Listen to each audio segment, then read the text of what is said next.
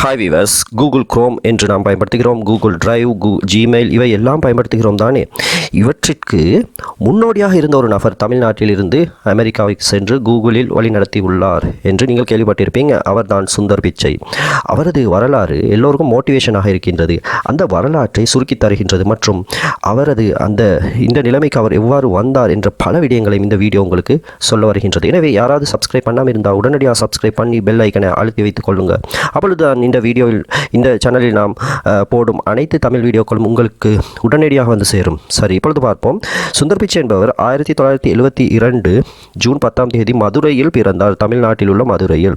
ஆரம்ப காலத்தில் நீங்கள் அறிந்திருப்பீர்கள், அவர் ஏழ்மை நிலையில் தான் இருந்தார்.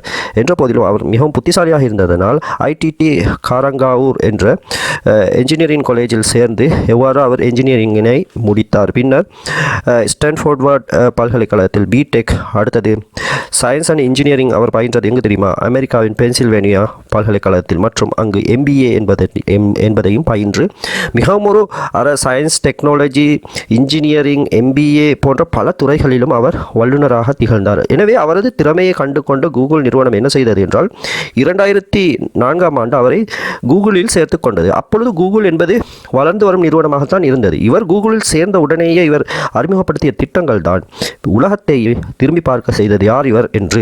அதுதான் குரோம் என்ற ப்ரௌசர். இப்பொழுது எல்லாருமே பயன்படுத்துவது, உலகம் முழுவதுமே பயன்படுத்தும் அந்த chrome browser, Google drive, Android, Gmail போன்ற மாபெரும் திட்டங்களை இவர் தான் வழிநடத்தினார். முதலில் 2004 ஆண்டில். பிறகு 2015 அவர் கூகுளின் CEO, அதாவது கூகுளின் தலைமை நிர்வாக அதிகாரியாக அவர் மாறினார். 2019 ஆண்டில் அவர் மேலும் ஆல்பபெட் CEO, ஆல்பபெட் என்பது கூகுள் குடும்ப நிறுவனங்களில் தலைமை நிறுவனமாகும், இதிலும் CEO ஆக மாறினார். பாருங்கள், ஒரு சாதாரணமான கல்வியை கற்று சிறுவயதில் ஒரு சாதாரணமாக ஏழ்மை நிலையில் இருந்தாலும் அவர் எவ்வளவு உலக மட்டத்தில் சென்று அந்த எல்லாவற்றையும் அவர் சாதித்துள்ளார் என்று. இப்பொழுது உலகில் யாருமே இவரது கூகுளை பயன்படுத்தும் யாருமே, ஆண்ட்ராய்டை பற்றி தெரிந்த யாருமே இந்த சுந்தர் பிச்சை என்ற பெயரை கேள்விப்படாமல் இருக்க மாட்டார்கள். உண்மையில் இந்தியாவிற்கும் தமிழ்நாட்டிற்கும் அவர் பெருமை சேர்த்தார் என்பதுதான் உண்மை.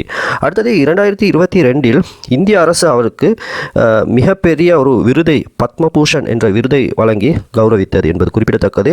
அடுத்தது டைம் சஞ்சிகை. நீங்கள் அறிவீர்கள், உலகத்திலேயே மிகவும் புகழ்பெற்ற சஞ்சிகையான டைம் சஞ்சிகையின் பட்டியலில் 2100 நபர்கள், உலகில் புகழ்பெற்ற 100 நபர்கள் என்ற பட்டியலை ஒவ்வொரு ஆண்டும் அது வெளியிடுகின்றது. இதில் 2016, 2020 என்பவற்றில் ஆகிய ஆண்டுகளில் சுந்தர் பிச்சை இடம்பெற்றார்.